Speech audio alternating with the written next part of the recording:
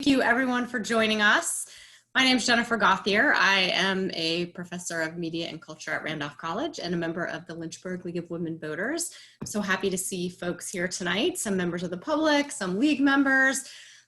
This is a very important issue. I know people who are on the call are very interested in it. I myself became interested in it this summer, actually, when I heard Alice's presentation at the state league meetings.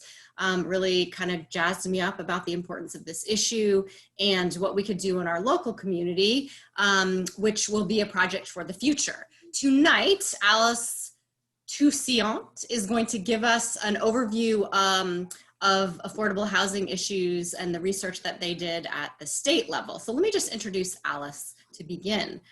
Alice is a community volunteer and consultant with HD Advisors. She has spent her entire career working on expanding and advocating for affordable housing and ending homelessness. She's retired from Virginia Supportive Housing, where she served as executive director for over 16 years.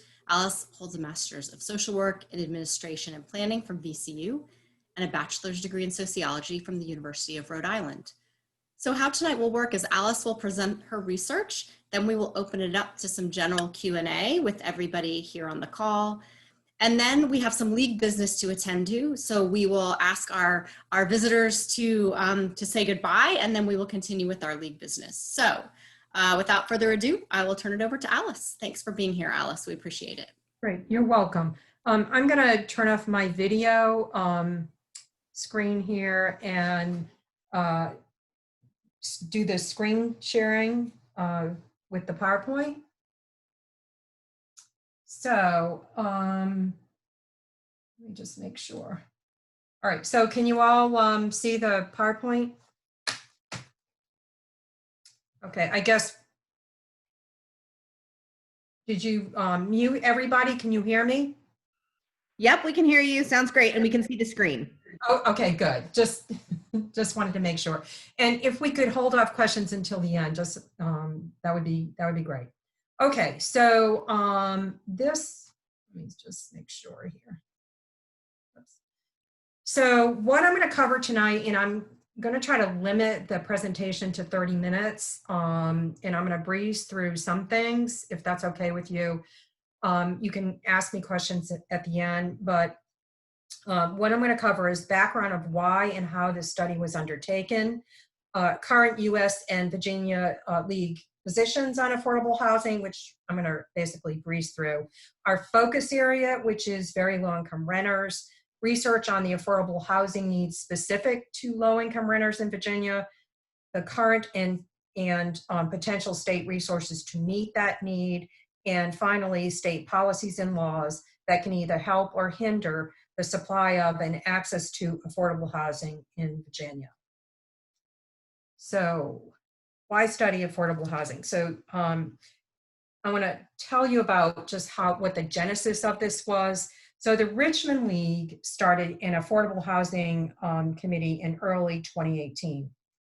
We read the Matthew Desmond book, Evicted, which tells the stories of individuals and families in Milwaukee as they're being evicted, as well as the landlords doing the evicting. If you haven't read it, it's a very compelling but depressing book. That received the Pulitzer Prize for this book and a MacArthur Award, which enabled him to create the nation's first ever eviction lab, which contains millions of data sets on evictions across the nation. When the lab completed its first research on evictions in the spring of 2018, the city of Richmond was thrust into the national spotlight with a New York Times article showing that the city had the second highest eviction rate in the nation for cities its size. I'm going to talk a little bit more about that in a minute. So the Richmond Committee decided it would focus its efforts on low-income renters. And we wanted to do some advocacy at not only at the local level, but the state level. And so we asked the State League to undertake, if we could undertake a 2-year study. And that was approved in last year's convention. And here's a list of all of the people. It's people from representatives from around the state, from the state leagues, around there. And I think Victoria Curry started out as the Lynchburg representative, but I think she had to bail out. But at any rate, we're undertaking this study, which will be completed next year. So why study affordable housing? So as you know, housing is a basic human need. It's like food and clothing. If your housing isn't affordable, it's going to negatively impact your ability to pay other costs that your household has, including health, food, transportation. If your housing is of poor quality, it's going to negatively impact your health and safety.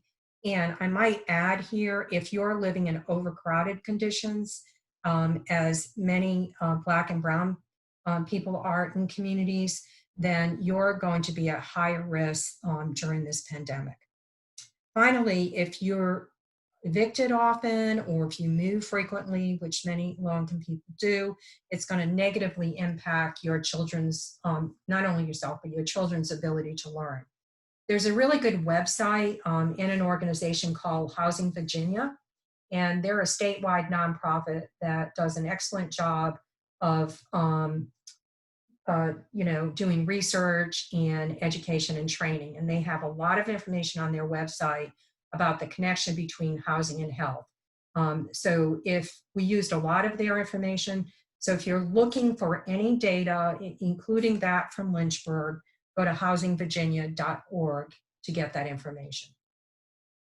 So this is the part that I'm going to breeze through, the positions that the League has. So suffice it to say that the U.S. League has supported every major federal law on housing and has a fair housing position. And they say that the federal government has the primary financing role, which is absolutely correct, and that states have supplemental roles. By the way, for you leaguers, we have not only the study, but all of our research is on the state league's website in the member section portal. So if you want more information, just go to that. So the state league doesn't really have a formal position, but they do talk about the Housing Trust Fund and permanent supportive housing and the behavioral health position. So just wanted to mention that. Anyway, the focus of our study is renter households with incomes at or below 50% of area median income. And for a household of one, the maximum income is for very low income is $31,000. This focus area also includes people who are homeless because they very naturally need very low income housing. So the actual definition, you might say, or standard for affordable housing is it's considered affordable if your rent and utilities consume no more than 30% of your monthly income. If your housing consumes more than 30% of your monthly income, you're considered housing cost burden. In Virginia, 87% of extremely low income renter households, those are households whose incomes are at 30% of area median income and below. And for a one-person household, the maximum income is $18,000 a year. Your housing cost burden. 81% of very low-income households, renter households, that's between 31 and 50% of AMI, are cost burden. If you pay more than 50% of your income on housing, you're considered severely cost burden.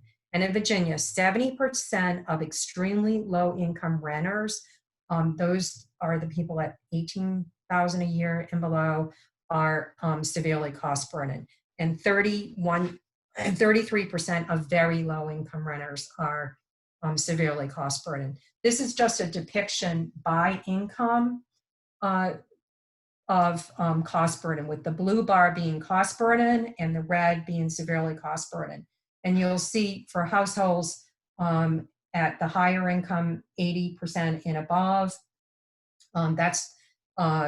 there's only 1% of them, that's the red bar, that are severely cost burden versus that 70% I was telling you about all the way to the left of people who are at 30% of area median income and below.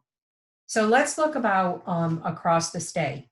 So the highest severe cost burden for people at the extremely low income is in Northern Virginia.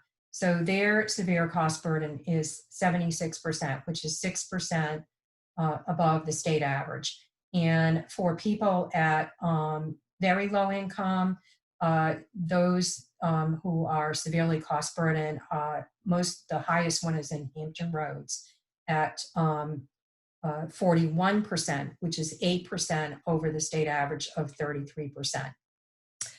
The National Low Income Housing Coalition is really the premier national organization that does an excellent job. They're a nonprofit. They do an excellent job of research, education, and advocacy. And they put out every other year a report called The Gap. And that just documents the shortage of rental housing. And what they say is that for every extremely low income renter household in Virginia, only 36 units are affordable and available, which is a deficit of over 157,000.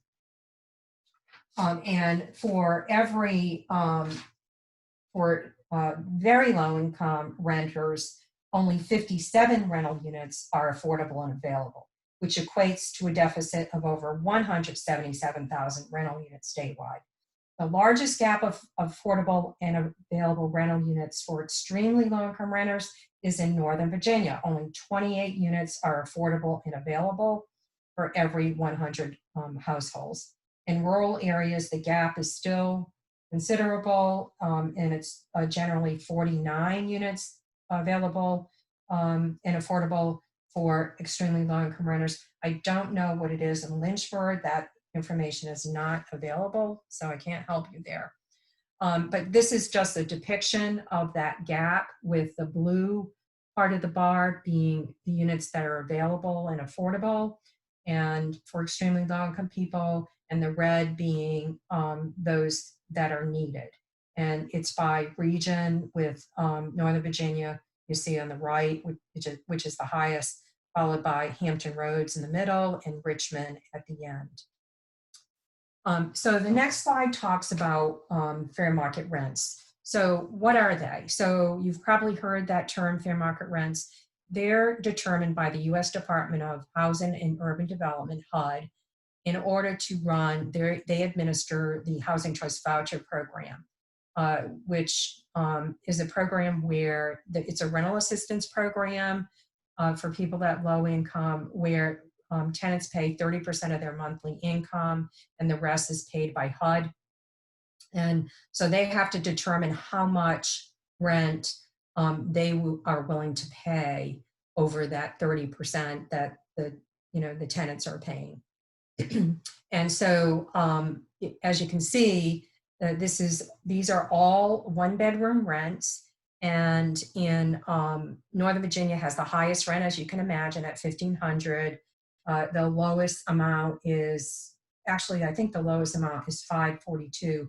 This says Franklin has the lowest amount at $544, but there are other rural areas that have lower amounts. The FMR, fair market rent, for Lynchburg is $676 a month. That's for a one-bedroom unit. So that's the maximum that HUD will pay. This is a little bit different from the average rent. The average rent is generally what the regular person is going to end up paying. It's going to be higher generally. So in Northern Virginia, where the FMR is $1,500, the average rent is almost $2,000. In Richmond, the FMR is $932, and the average rent is about $1,100. In Lynchburg, as I said, the FMR is $676, and the average rent is $764, just to give you an idea. So the reason we need to figure out the FMR is to talk about the Out of Reach report that the National Low Income Housing Coalition puts out. And what this report does, the Out of Reach report, documents the gap between renters wages and the cost of rental housing, that FMR. So workers, first of all, there's 34% of Virginian households are renters. That equates to about 1 million renter households. If you're working at minimum wage, you're a single person working at minimum wage, which currently is still $7.25. The General Assembly approved an increase, but that is not taking effect until sometime in 2021. Anyway, if you're making minimum wage, you would need to work 109 hours a week or earn almost $43,000 to afford a 1-bedroom rental at fair market rents. And remember, I said the focus area that we're working on is we're talking about are very low income people and below, and that their maximum rent is $31,000, and so that this amount here is, you know, almost $12,000 higher than their maximum income. So as you can see below, here are some examples of wage earners that would not be able to afford fair market rents. And you'll notice that many of them are wage earners that are most at risk during COVID. So senior care providers, nursing assistants, personal care aides, clerks and cashiers, janitors, restaurant workers and servers and cooks and those kinds of people. In order to, if there were just one person trying to pay for a fair market rent, they would really have to be working 2 jobs. Let's talk about homelessness because they're part of our focus group. So even though homelessness has decreased 36% over the past 10 years, there's still 5,800 people homeless on any given night. So HUD requires each locality to do it's either one locality or several together called a continuum of care to undertake a count of homeless people on a given day in January. Some localities do it twice a year in January and July. Richmond does it twice a year. I don't know what Lynchburg does, but at any rate, those figures for each count go to the Department of Housing and Community Development, who takes the total count, and that's how they get that number of 5,800. And I think that's for 2019. So 85% of people who are homeless are sheltered versus 15% are unsheltered. That means they're living in areas not designed for human habitation. So they're living in campgrounds or on park benches or in abandoned buildings or in cars. And 85% of people who are homeless are single adults versus 15% families. Virginia uses all the best practice solutions to preventing and ending homelessness, including short-term shelter, getting people into housing as quickly as possible, which is rapid rehousing, and permanent supportive housing, to name a few. PSH is especially successful for people who are chronically homeless. The Department of Behavioral Health estimates that 5,000 permanent supportive housing units are still needed statewide for persons with serious mental illness, many of them homeless. And in Richmond City alone, we know that we need 300 permanent supportive housing units for people who are homeless. So remember I talked about the whole situation of evictions at the beginning of the presentation. You can see here, this is all from the Desmond Princeton Eviction Lab. The Virginia eviction rate is more than twice the national average of, and it's 5.12%. And you'll see on the left-hand side, we have the dubious distinction of having 5 of the top 10 evicting large cities in the US with the highest eviction rates, with Richmond number 2 at over 11%, Hampton and Newport News over 10%, Norfolk over 8%, and Chesapeake almost 8%. And we have the distinction of having the 3 of the top 5 evicting mid-sized cities in the US, with Petersburg as staggering over 17%, and Hopewell and Portsmouth over 15%. By the way, the eviction rate for Lynchburg, according to the lab, is 3.2%. I don't know if that's correct, but that's what they have. It's slightly over the national average, but less than the state average. you'll notice that these are clustered, these high eviction rates are clustered in Hampton Roads, Richmond, Central Virginia, and the Tri-Cities area. And they're in cities with high poverty rates. Generally, the poverty rate, they're generally over 10%. The poverty rate for Lynchburg, by the way, is 10%.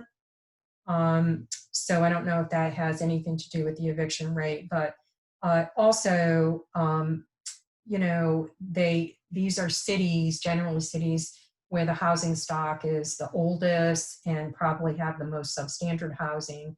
And there are more robust eviction prevention programs in Northern Virginia, which is why their eviction rates are very low, actually lower than that of Lynchburg. So we're going to talk more about evictions when we talk about solutions. So all of the past slides I just talked about were the reason why, when we did our research, we decided to focus our efforts on renter households with incomes at or below 50% of area median income, because we felt that was the population who needed help the most in terms of affordable housing. But why do we have an affordable housing crisis? So first of all, incomes have not kept pace with housing costs, especially in Northern Virginia. There's a severe shortage of those federal rental subsidies that I was talking about, those housing choice vouchers. By the way, some of you may remember that program used to be called Section 8. Third, there's more demand for rental housing due to the foreclosure crisis that happened over 12 years ago. And millennials just aren't able to afford a home ownership. So, and there's what is called a trickle down theory. What that means is that the system works best if you're paying no more than 30% of your monthly income. But we have some households who are actually paying less than 30% of their income for rent. Thereby, they're taking up units that, you know, that are more affordable to lower income populations. But we can't tell them they should move to higher rental units. But that's just a fact, and you know, we just need to point it out.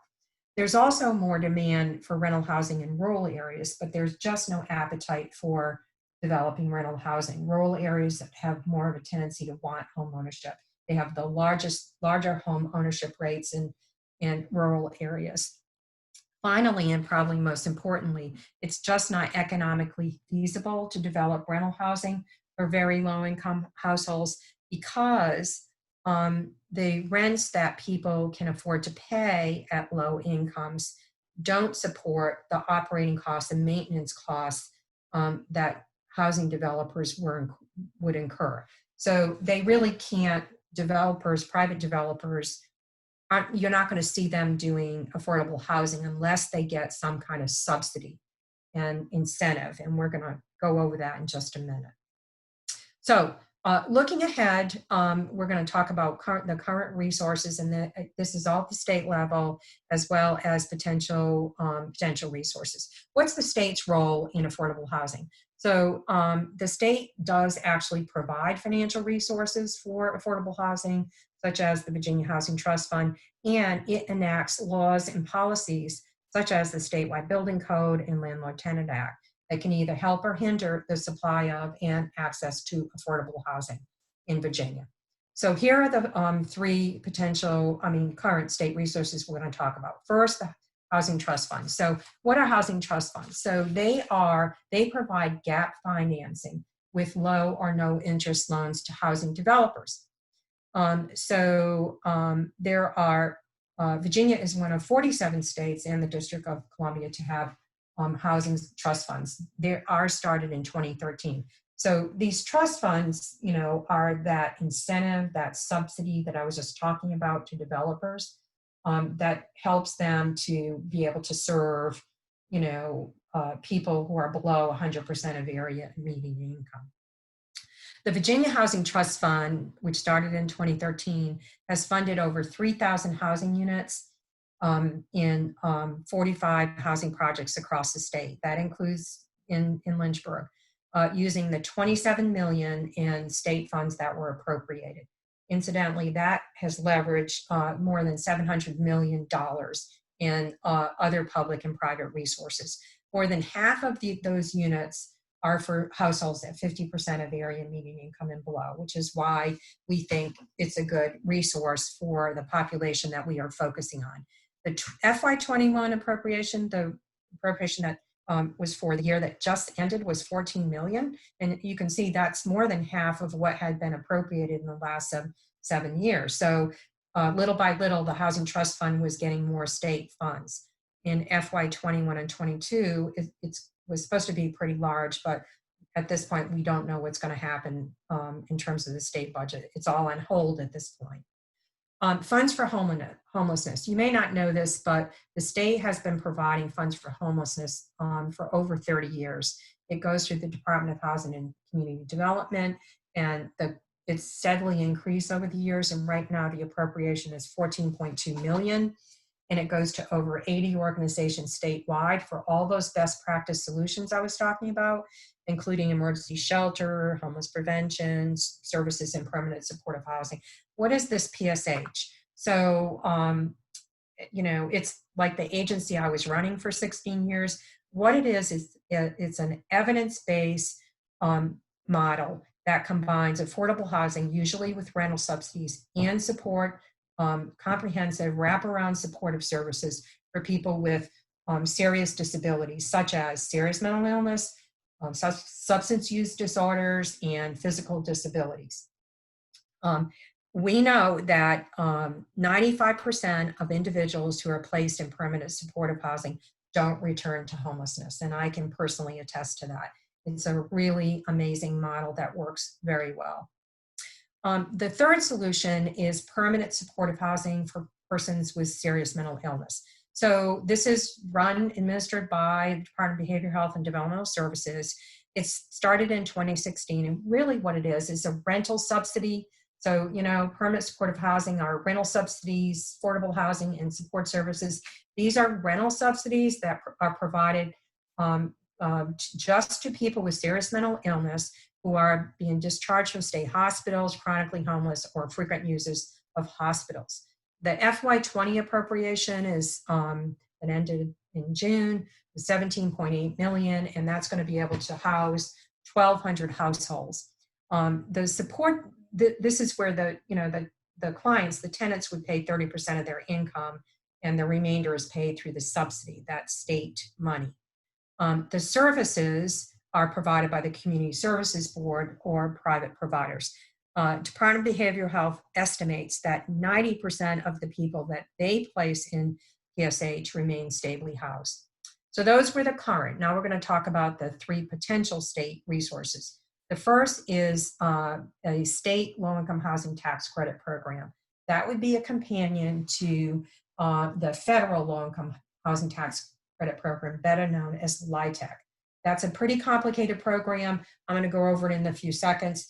You could take a whole week's course and still not know the ins and outs of it. But basically what it is that investors give money or equity that is put into a project, a housing project, and in return, they get federal tax credits. The program is basically run through the IRS. So if we had a state credit program, it would add additional equity or deeper subsidies that could help provide or create housing for extremely low and very low income households. The good news is in the 2020 General Assembly, they passed HB 810, which asks the Department of Housing and Community Development to draft legislation for 2021 for a Virginia Housing Opportunity Tax Credit Program. The second potential state resource is to create a state housing choice voucher program. So, the current federal housing choice voucher program is very underfunded and oversubscribed. All of the housing authorities, including the one in Lynchburg, have long waiting lists for these housing choice vouchers. What we're proposing is a state-funded housing choice voucher program to help fill that gap. It would be just like the one that the Department of Behavioral Health is running, but theirs is just for people with serious mental illness. This would be for anybody with very low, and extremely low incomes. The third potential state resource is would be for eviction, diversion, or prevention programs. So the difference between diversion and prevention programs is diversion programs kick in only when a household gets a unlawful detainer, which is a paper that is filed in court, and they have to appear in court and provide 25% of what's owed, and the remainder they have to work out payment arrangements with the landlord. So last year's General Assembly approved a pilot one to be implemented in 4 cities, including Danville, Hampton, Petersburg, and Richmond. They didn't put any money attached to this, but in the 2020 General Assembly, they did put money in for a to be used to help with the diversion program and the prevention programs, which, by the way, I didn't finish explaining that, are for anybody who's late in their rent or knows they're going to be late. They don't have to get court papers. So it actually is a better kind of program because someone doesn't get a unlawful detainer on their record. The General Assembly approved 3.3 million, but that's right now up in the air because of the pandemic. So we're calling this a potential state resource, but I believe it probably will be included in the governor's budget, but we'll see, hopefully, when that happens. So the next things, I know this is taking a long time. I'm going to breeze through these next potential policy and legislative solutions. The first is actually a law now. This is the requiring landlords to accept housing choice vouchers. So that was passed in the 2020 General Assembly, HB 6. But the reason we included it in this document is because we want to make sure that we can continue to advocate for it if it gets overturned when there's another General Assembly that looks different from the one we have. But it all started with Housing Opportunities Made Equal, which is a statewide fair housing organization that found, when they did research, that only 12% of apartment complexes would accept voucher holders. And so they, worked on this source of income bill. And what it now says is that if a landlord owns more than 4 units, then they have to accept housing choice voucher holders if the prospective tenant meets the same eligibility criteria as other tenants, and the housing authority approves their tenancy in 15 days.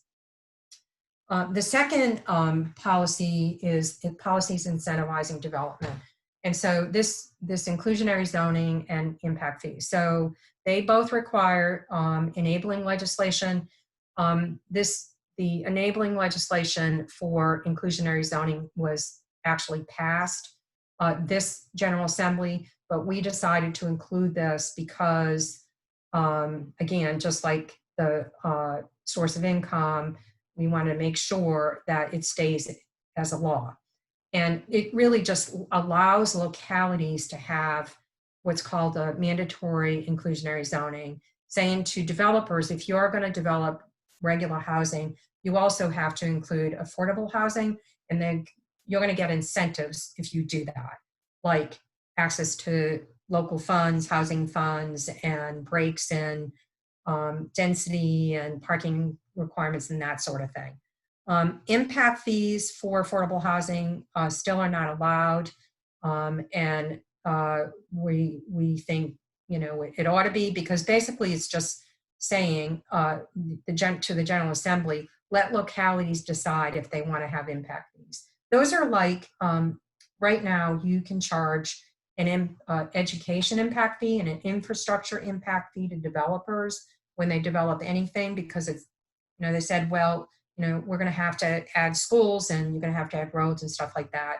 And so we're just saying to General Assembly, allow localities to decide.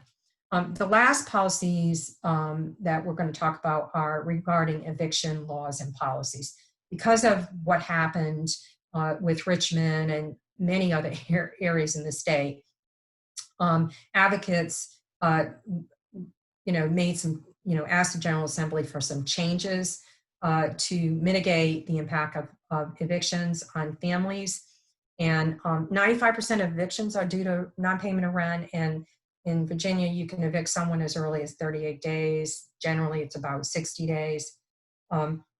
In 2019, we were able to,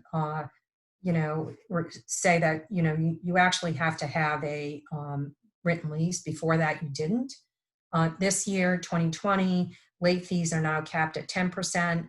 And in 2020, records also can be expunged. Your record can be expunged if your case is dismissed, your eviction case is dismissed, and you ask for the expungement. Otherwise, eviction, unlawful detainers, and eviction stay on people's records forever. So we also think that if you extend pay or quits, right now it's at 5 days, and give more time, it might reduce evictions. I just discovered some information the other day that actually says, in looking at all the other states, that is true if you increase the time frame, but that you would also have to do what's called a warrant of habitability. And that's pretty kind of complicated to explain. So unless someone has questions, I'm not going to explain it right now. Let's see. The last slide that I have is about COVID-19. So we talked about this already. The 21-22 housing trust funds are on hold, eviction prevention on hold. There was also additional money in for the Department of Behavioral Health for their permanent supportive housing. That's on hold. And we just don't know what's going to happen with all of that. The good news is that there's what's called a National Housing Trust Fund. It's very similar to the state one, but they give their money to all the states. So we're going to get 30% more from the National Housing Trust Fund, which will equate to $4.4 million for Virginia. And some of that is targeted for extremely low-income renter households. And finally, $15 million was appropriated just recently of CARES funding for a big rent and mortgage assistance program. It's being administered statewide by nonprofit agencies. I don't know who's doing it in Richmond, but I'm sure someone on the call does know who is administering it. So that's what I have. I'm sorry, it does take a long time. I tried to shorten it, but I'm happy to answer any questions that anyone has. That's great. Thank you so much, Alice, for all that really detailed information and for walking us through it. I know it's a lot, but yeah, we'd like to open the floor for questions now. You are welcome to type them. I guess, how should we do it? Maybe you can orally ask your question or type it into the chat, I suppose. Whatever you want. People can just raise their hand. Okay. No questions? Everything was crystal clear? I just want to take a second and call attention to some of the great resources that were added into the chat. So if you haven't opened the chat, both Kristen and Ashley, I believe, dropped some information about the PIT count and the good work done by legal aid on the eviction rate in Lynchburg, which is actually quite high. Okay, so it's higher than 3.2%? Yes. Okay. Kristen, do you want to jump in here? Sure. I actually I don't have all the data memorized off the top of my head, but the Eviction Lab data doesn't actually have, if you dig into it, they have some data from 2006, but they don't have anything more recent than that. So the Virginia Legal Aid Society, the local office, spent a couple of years really kind of manually going through every eviction from through the court dockets and looking at compiling eviction rates for the city and it kind of parsing it out, looking at those lists of mid-sized cities, bigger cities, smaller cities, and Lynchburg really kind of falls squarely sadly squarely on those lists with all the other Virginia cities, which, and as you were saying, Alice, kind of points to the fact that this is a policy and a systemic problem in Virginia. It's not just a city has an eviction problem, but the way that we handle landlord-tenant law across the state is problematic. So, but Virginia kind of falls in line with the rest of those, the cities that are having these issues. So I am hopeful that if the eviction prevention work continues past these pilot programs, that Lynchburg will benefit from that. What is the eviction rate in Lynchburg? Are you able to tell me? I'll have to. Does someone have it open? Yeah, I opened it while we were talking. Thanks, Jennifer. So 2016 is the latest data that the Legal Aid Society has gone through and parsed, and it's 8.62. Okay. All right. Thank you for that. We can change it. I got this information from the Housing Virginia website, which I'm sure they got it from the eviction lab.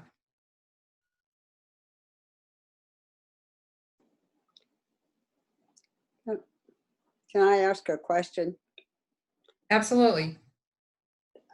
There are some cities that have trust funds. Is that Yes. something you would recommend? Yes. Yes, absolutely. There are, I don't remember actually, it's in the report, in the section on housing trust funds. Yeah, The cities in Virginia have housing trust funds, and I can't remember. but Lynchburg wasn't one of them. No, they were not one of them. No. But yes, I would highly recommend it. You know, the city of Richmond does. We don't have, it's not huge right now, but they're talking about putting more money in it, which is good. Then I'd like to make a point with regard to low cost rentals. We have a problem in Lynchburg, and there may be true in other cities as well. A lot of those properties are being rented by students, and our city council is reluctant to do anything about that. In other words, you know, students may, there are some of the students, yeah, not all students are affluent, but they do take over some of the housing. Mm-hmm. Sure, that happens in many areas that have, especially that have colleges and universities nearby. Molly, did you want to ask a question? I'm just curious about this, Alice. We have a active people working for government agencies for veterans to eliminate homelessness, and they have worked hard and done quite a good job. I think they've just were one of so many in the nation that have zero homelessness for veterans now.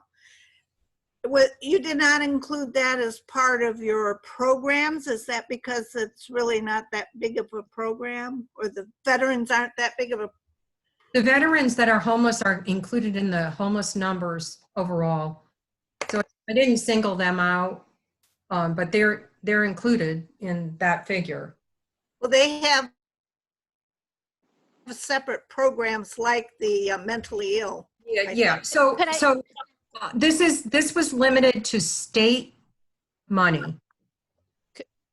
Can I jump in? I'm so sorry. I'm with the COC lead agency. This is Kristen, and the programs that Alice mentioned, like rapid rehousing and permanent supportive housing, those are some of the interventions that house the veterans that have become housed through those efforts locally. So those kind of are overarching terms, but they describe some of the local interventions that housed those folks. Ah, thank you. Yeah. Yep. Sure. Yeah, thank you. There's also federal, money available for veterans too. Alice, this is Jennifer. I have a question about making sure that it is easy for impacted people to use the services that are available.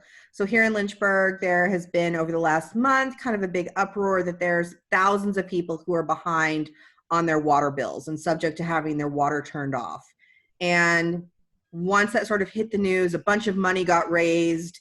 The Interfaith Outreach Group has money available to help kind of close that gap and help people who are at risk of having their water turned off. But in our latest city council meeting, they were saying that like only a handful of affected people have reached out to take advantage of that. And I think that's always a concern with these programs is we have them, but do people know about them and are they easy to use? If you are impacted, if you are at risk of having your water shut off, you probably have other stress in your life as well. And asking people to jump through bureaucratic hoops to take advantage of programs, I think is always a question mark for me. Can you speak at all to how these policy changes would include outreach elements or really making sure that people are able to take advantage of them, right? It's not enough to just build it and assume people will come. Right. Well, again, all of this relates to state, funded programs. And so it's really up to like the State Department of Housing and Community Development, Department of Behavioral Health and Developmental Services, to be the ones who would be, talking about that. So we were focused more on like, if we were going to do advocacy at the state level, what would it be for? And it would be for increased money for these things. So it's really up to localities and groups like the COC to talk to DHCD and say, we need you should include some more outreach or whatever. So to answer your question, not really. That's really not what we were focused on.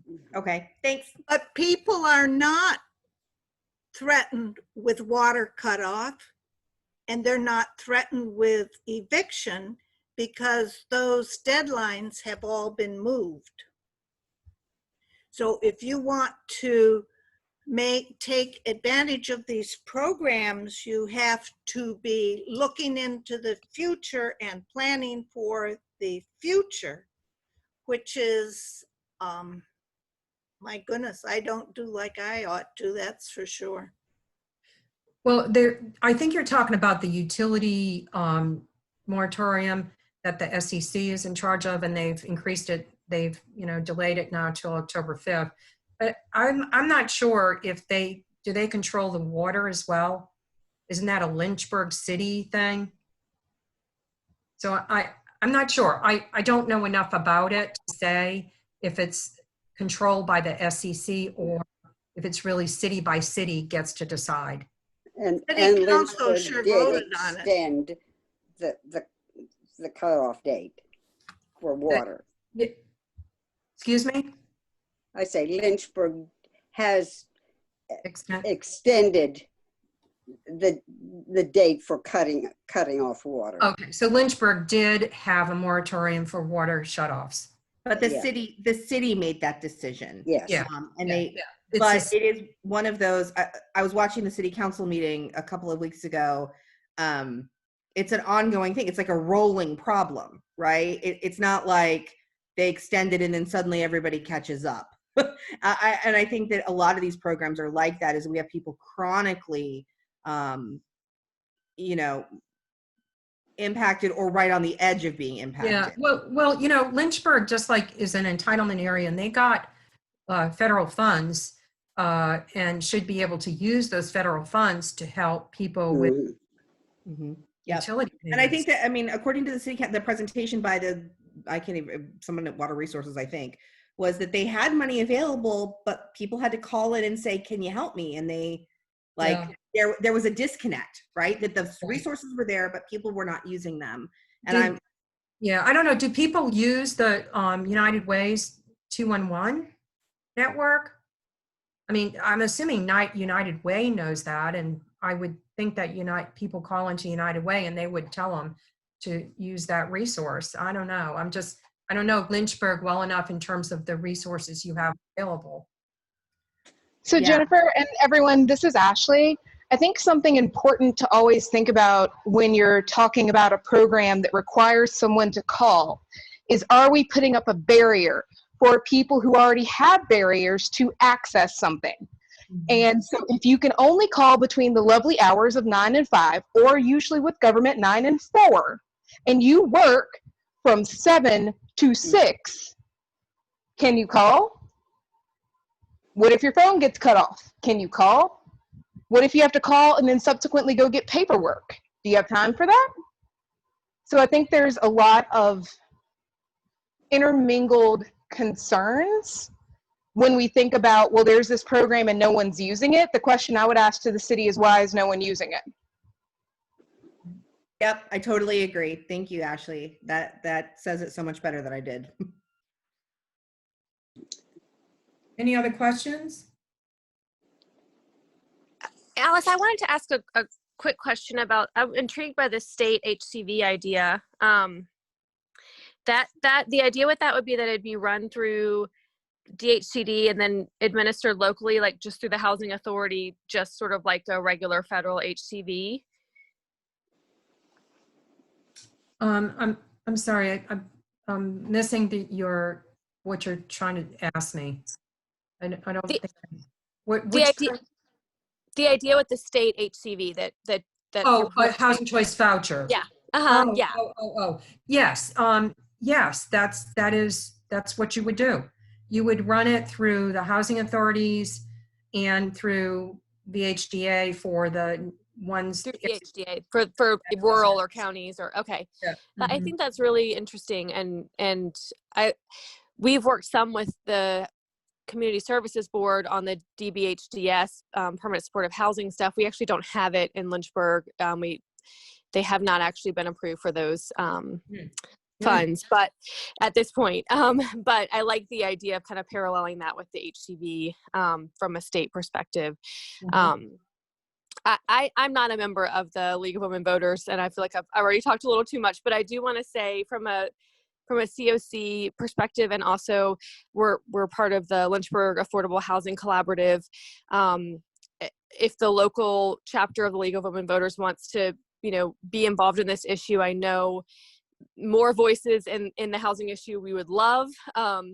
We a couple of years ago engaged a consultant to do a study on affordable housing in Lynchburg, and so we have a lot of data around rent burden, gaps in affordable housing. We know we're 2,000 units short for our extremely low income folks. We have a lot of the data, and that's prompted some movement in the city. They wrote a white paper on some solutions that they want to move forward with. COVID has kind of stopped our momentum. But the more people we can have pushing for those solutions, I would love that. So I guess past this conversation, I just, would love to continue to collaborate with this group, however that can go forward. So yeah, and if you've got some data, it would be great if you could send it local data to the local league. Yeah, for sure. Absolutely. Yeah.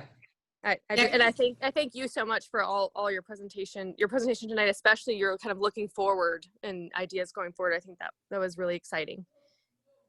Right. Yeah, Kristen, this is Jennifer Gauthier. I just wanted to follow up and say that, I think absolutely our intention in the league, or at least my intention, and I know other people are interested too, is to figure out what we as a league can do to focus on this issue locally. We had an obligation to the state to get our consensus, reached for the state at the state level, but it has definitely piqued a lot of our interests and got us really interested in it. So absolutely, I do hope that we can collaborate moving forward on local, the issue at the local level and what we can do as a league. And particularly, I'm really interested in the idea of education. So educating people about what programs are out there and how they can take advantage of them. I think that's one thing that we can do as the league. It's a role that we have. I think that's awesome. I'm super excited. So I know Carla and Donna and Stephanie have my contact. However, I can, be involved. Just let me know for sure. Great. Does anyone else have any questions who's just a guest, or should we just move towards our membership stuff that we have to do? I'm mindful of the time. I don't want to keep people all night. It's Ashley. I just had one more thing for the guests to consider, and I dropped it in the chat. I know that they were looking at a particular percentage at poverty level with the income. I'd encourage, if they do future work, to look at the ALICE level. ALICE is asset limited, income constrained, but employed.